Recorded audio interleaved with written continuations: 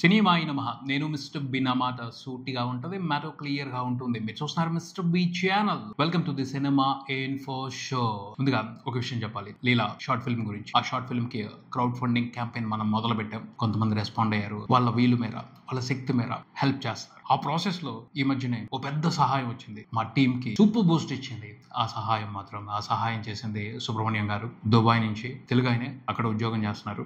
ఎప్పటి నుంచో ఆయన నన్ను సపోర్ట్ చేస్తున్నారు, చాలా రకాలుగా మోరల్ సపోర్ట్ ఇస్తారు చాలా స్ట్రాంగ్ గా. ఆయన ఈ షార్ట్ ఫిల్మ్ వెనకాల కూడా నిలబడ్డారు. ఈ షార్ట్ ఫిల్మ్ రూపొందించడం కోసం మా టీమ్ కి ఆయన 20,000 డొనేట్ చేశారు. Thank you sir, thank you very much. మీరు ఇచ్చింది జస్ట్ అమౌంట్ కాదు, మాకు బోల్డంత ఎనర్జీని ఇచ్చారు. ఆ ఎనర్జీతో మేము చాలా చేస్తాం. ఖచ్చితంగా లీలాకి ఒక రూపం తీసుకొస్తాం. కాకపోతే మేము పెట్టుకున్న టార్గెట్ కొంచెం పెద్దది, టైం పట్టుద్ది. బట్ ఎంత టైం పట్టినా సరే వదిలిపెట్టేది లేదు. దానికి సంబంధించి మేము రకరకాల ప్లాన్స్ వేస్తున్నాం. క్యాంపెయినింగ్ ని ఇంట్రెస్టింగ్ గా ముందుకు తీసుకువెళ్తాం. క్రౌడ్ ఫండింగ్ తోనే లీలాని తీస్తాం, మీ ముందుకు తీసుకొస్తాం. Thank you. ఇంకెవరైనా లీలా షార్ట్ ఫిల్మ్ గురించి, క్రౌడ్ ఫండింగ్ క్యాంపెయినింగ్ గురించి తెలుసుకోవాలంటే కింద డిస్క్రిప్షన్ లో లింక్ ఉంది, చూసి వివరాలు తెలుసుకోండి. మీ వంతు సహాయం చేయండి. Thank you very much. ఇంకా మ్యాటర్లోకి వెళ్దాం. ఈ వీకెండ్ సినిమాలు రిలీజ్ అయ్యాయి. 3 నోటెడ్ సినిమాలు రిలీజ్ అయ్యాయి. ఆ 3 సినిమాలు నేను చూడలేదు, ఎందుకంటే పర్సనల్ కారణాల మూలంగా చూడలేకపోయాను, బయటికి వెళ్లాల్సి వచ్చింది. పోతే ఆ సినిమాలకి ఎటువంటి టాక్ వచ్చింది, బాక్స్ ఆఫీస్ దగ్గర ఎలా పర్ఫామ్ చేస్తున్నాయి, వీటిని మాత్రం అబ్జర్వ్ చేస్తానే ఉన్నాను. మాట్లాడుకుందాం ఆ సినిమాలకు సంబంధించిన కలెక్షన్స్ విశేషాలని ఈ వీడియోలో. First Ajith Kumar good bad ugly ఈ సినిమా గురించి మాట్లాడుకోవాలి. అదిక్ రవిచంద్రన్ ఈ డైరెక్టర్ ఓ స్పెషల్ డైరెక్టర్, ఇంట్రెస్టింగ్ గా ఉంటాడు. కథ గందరగోళంగా చెప్తాడు. ఇల్లాజిక్లే అతని బలం. క్యారెక్టర్స్ వియర్డ్ గా బిహేవ్ చేస్తాయి, అదే అతని స్ట్రెంగ్త్. గత్తరగా ఎంటర్టైన్ చేస్తాడు, అది అతని స్టైల్. ఇది కొంతమందికి నచ్చుతుంది, చాలా మందికి నచ్చుతుంది. బాగాలేదు ఇదేం సినిమా ఇలా ఉంది ఏంటి అంటూనే ఆ సినిమాని ఎంజాయ్ చేస్తున్నారు చాలా మంది. ఎందుకంటే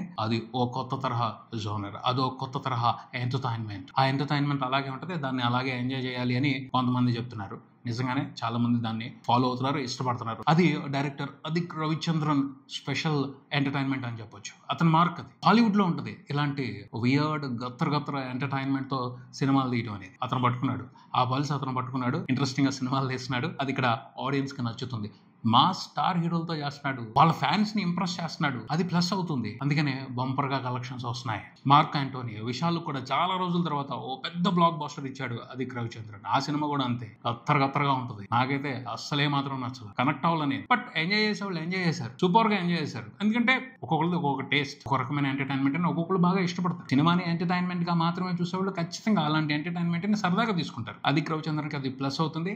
తను ఒక రకంగా ఓ కొత్త జోనర్ ని ఇండియన్ ఫిల్మ్ ఆడియన్స్ కి పరిచయం చేస్తున్నాడని చెప్పొచ్చు. దాన్ని తమిళ ఆడియన్స్ బాగా అలవాటు చేసేసుకుంటున్నారు. మార్క్ ఆంటోనీ కూడా బాగా చూశారు తమిళ ప్రేక్షకులు. ఇప్పుడు అజిత్ కుమార్ నటించిన గుడ్ బ్యాడ్ అగ్లీ మూవీని కూడా సూపర్ గా రిసీవ్ చేసుకుంటున్నారు. చాలా రోజుల తర్వాత అజిత్ కుమార్ ఓ పెద్ద బ్లాక్ బాస్టర్ రిపోర్ట్ చేయబోతున్నారు. సునామీ లాగా దూసుకెళ్లిపోతున్నాడు తమిళనాడు వరకు. మాత్రం ఎక్స్ట్రాడినరీ కలెక్షన్స్ పడుతున్నాయి. 2 రోజుల్లోనే ప్రపంచవ్యాప్తంగా అన్ని వెర్షన్స్ లో కలిపి గుడ్ బ్యాడ్ అగ్లీ మూవీ దాదాపు 75 కోట్ల వరకు గ్రాస్ రిపోర్ట్ చేసింది. తమిళనాడు వరకు చూసుకుంటే సినిమా 2 రోజుల్లోనే 45 కోట్లకు పైన గ్రాస్ రిపోర్ట్ చేసింది. తెలుగులో మాత్రం సోసోగానే పర్ఫామ్ చేస్తుంది, అంత బ్రహ్మాండంగా పర్ఫామ్ చేస్తుంది అని చెప్పుకోవడానికి లేదు. కాకపోతే తెలుగు నుండి కాంపిటీషన్ ఉన్నప్పటికీ తెలుగు సినిమాల కంటే కూడా ఈ సినిమానే కొంచెం బెటర్ గా పర్ఫామ్ చేయడం ఆసక్తికరమైన విషయం అని చెప్పాలి. తెలుగులో ఫస్ట్ రోజున సినిమా దాదాపు 1,10,00,000 వరకు షేర్ రిపోర్ట్ చేసింది. 2వ రోజున చూసుకుంటే 80 లక్షల వరకు షేర్ రిపోర్ట్ చేసింది. 2 రోజుల టోటల్ కలెక్షన్ గ్రాస్ నియర్లీ 2 కోట్లు ఉంది. సినిమా తెలుగు వరకు బిజినెస్ చూసుకుంటే 4 కోట్లు అని తెలుస్తుంది. ఫుల్ రన్ లో 4 కోట్లు కొట్టి హిట్ స్టేటస్ తీసుకునే అవకాశం అయితే కనపడుతుంది. వరల్డ్ వైడ్ కూడా 110 కోట్ల బిజినెస్ టార్గెట్ తో సినిమా బాక్స్ ఆఫీస్ బరిలో దిగింది. ఇప్పటికే ఓ 40 కోట్ల దాకా వచ్చేసాయి 2 రోజుల్లో. ఫుల్ రన్ లో ఖచ్చితంగా 100 కోట్లకు పైన షేర్ ఈ సినిమా చూసే అవకాశం కనబడుతుంది. ఆ పైన ఇంకెలా పర్ఫామ్ చేస్తుంది, ఇంకెంత బ్రహ్మాండంగా కలెక్షన్స్ తెచ్చుకుంటది అనే దాన్ని బట్టి Ajith Kumar career best cinema అవుతుందా లేదా అని తేలుద్ది. ఫ్యాన్స్ అయితే ఫుల్ కాన్ఫిడెన్స్ తో ఉన్నారు. Ajith Kumar career best cinema అవుతుంది, కెరియర్ బెస్ట్ నెంబర్స్ పడతాయి, కెరియర్ బెస్ట్ రికార్డ్స్ ఈ సినిమా రిపోర్ట్ చేస్తుంది అని చూద్దాం మరి ఏం జరుగుతాం. తర్వాత మన టిల్లు సిద్ధు జొన్నలగడ్డ జాక్ ట్రైలర్ తోనే మనం మాట్లాడుకున్నాం, కొంచెం తేడా కొడుతుంది వ్యవహారం అని. టిల్లు కనపడుతున్నాడు కానీ బొమ్మరిల్లు భాస్కర్ గారు కనపడలేదు అని మాక్సిమం అదే వినిపించింది. ఈ సినిమా బయటకు వచ్చిన దగ్గర నుంచి ఆడియన్స్ రెస్పాన్స్ లోను, పబ్లిక్ రెస్పాన్స్ లోను అండ్ విశ్లేషకుల రెస్పాన్స్ లోను బొమ్మరిల్లు భాస్కర్ గారు ఈ సినిమాకి సంబంధించి మాత్రం ఆయన గేమ్ ఆయన ఆడలేదు, ఎవరో గేమ్ ఆడదామని ట్రై చేశారు, అది సింక్ అవ్వలేదు. అందుకనే ఈ సినిమా జనాల్ని ఏమాత్రం ఆకట్టుకోవట్లేదు, క్లియర్ గా కనపడుతుంది కలెక్షన్స్ చూస్తుంటే. టిల్లు స్క్వేర్ 100 కోట్ల గ్రాస్ సినిమా తర్వాత వచ్చిన బొమ్మకి ఇలాంటి రెస్పాన్స్ ఆశ్చర్యపోతాం అందరం. ఎందుకంటే 2 రోజుల్లో సినిమా టోటల్ గా వరల్డ్ వైడ్ 3 కోట్ల షేర్ కూడా చూడలేదు. చాలా దారుణం ఇది, చాలా దారుణం. అది ఎంత బ్యాడ్ టాక్ నడుస్తుందో సినిమాకి అర్థం చేసుకోవాలి. ఈజీగా 2 రోజుల్లో 10 కోట్లు ఊది పారేయాలి. టిల్లు స్క్వేర్ తర్వాత వస్తున్న సినిమా కాబట్టి ఆ రేంజ్ కలెక్షన్స్ పడాలి. కానీ పడలా. కారణం ఏమిటి? సినిమాకి సంబంధించి రిలీజ్ ముందు కూడా బజ్ లేదు, ప్రమోషన్స్ కూడా ఏదో జరిగాయి కానీ ఇంట్రెస్టింగ్ గా జరగలేదు. సో పెద్ద బజ్ తీసుకోకుండానే రిలీజ్ కి వచ్చేసింది ఈ సినిమా. అదొక మైనస్. ఆ పైన ఎర్లీ మార్నింగ్ షోస్ నుంచే సినిమా మీద బ్యాడ్ టాక్ విపరీతంగా స్ప్రెడ్ అయిపోయింది. ఇంకెందుకు వస్తారు ఆడియన్స్? అసలే ఇంట్రెస్టెడ్ గా లేరు. టాక్ కూడా ఇంట్రెస్టింగ్ గా లేకపోయేప్పటికీ వదిలిపారేశారు. 18 కోట్ల బిజినెస్ టార్గెట్ తో సినిమా బాక్స్ ఆఫీస్ బరిలో దిగింది. 2 రోజుల్లో 3 కోట్లు కూడా తెచ్చుకోలేదు అంటే సినిమాతో బిజినెస్ లో ఇన్వాల్వ్ ఉన్న వాళ్ళు గట్టిగానే నష్టపోయే పరిస్థితి కనబడుతుంది. నష్టాల లెక్క మండే టెస్ట్ లో మాట్లాడుకుందాం. తర్వాత ప్రదీప్ మాచిరాజు, అక్కడమ్మాయి ఇక్కడ అబ్బాయి, ఈ సినిమాతో తెలుగు ప్రేక్షకులను ఎంటర్టైన్ చేయడానికి వచ్చాడు. ఇంట్రెస్టింగ్ గానే ప్రమోట్ చేశాడు. ఎక్కడా కూడా అవకాశం వదిలిపెట్టకుండా టీవీ షోస్ లో అంతటా తనే కనపడుతూ చాలా బాగా సినిమాని ప్రమోట్ చేశాడు. కాకపోతే ఆ ప్రమోషన్ సినిమాకి పెద్దగా హెల్ప్ అయినట్టయితే అనిపించట్లేదు. అంత ముందు తీశాడు సినిమా 30 రోజుల్లో ప్రేమించడం ఎలా. ఆ సినిమాకి ఒక్కటే ప్లస్ సాంగ్. అలాంటి సాంగ్ ఈ సినిమాలో లేదు, పడలేదు. పడిని అనుకున్నారు కానీ అవి అంతగా ఎక్కలేదు.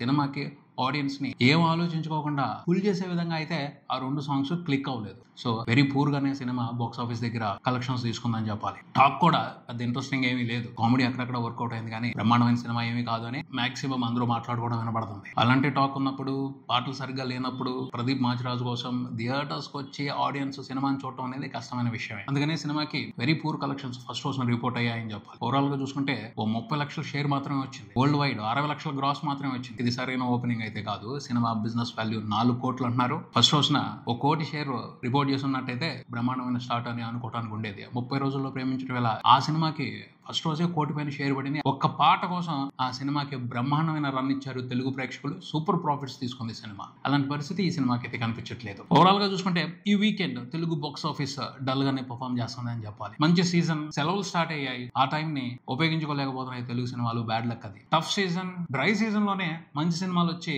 Interesting collections కొల్లగొట్టుకుపోయాయి. సెలవులు వచ్చిన తర్వాత ఆ అడ్వాంటేజ్ ని రిలీజ్ అవుతున్న సినిమాలు ఉపయోగించుకోలేకపోవడం క్లియర్లీ బ్యాడ్ లక్. ఎంత కాదన్నా కొంత ఐపీఎల్ ఎఫెక్ట్ చాలా స్ట్రాంగ్ గా ఉంది ఈ ఇయర్. సో కంటెంట్ స్ట్రాంగ్ గా లేకపోతే, కంటెంట్ ఇంట్రెస్టింగ్ గా లేకపోతే ఐపీఎల్ మ్యాచ్లు దాటి ఆ ఇంట్రెస్ట్ దాటుకుని తెలుగు ప్రేక్షకులు థియేటర్స్కి వచ్చే సినిమాలు చూడటం అనేది కష్టమైన పనే. సో ఈ టైంలో రిలీజ్కి వచ్చే సినిమాలు స్ట్రాంగ్ కంటెంట్తో రావాలి, ఇంట్రెస్టింగ్ కంటెంట్తో రావాలి. అప్పుడే మంచి లాభాలు చూసే పరిస్థితి. లేకపోతే మాత్రం గట్టిగా నష్టపోయే పరిస్థితి కనబడుతుంది. రాబోయే రోజుల్లో కొన్ని ఇంట్రెస్టింగ్ సినిమాలు రిలీజ్కి వస్తున్నాయి. చూద్దాం మరి వాటి పరిస్థితి ఎలా ఉంటుందో.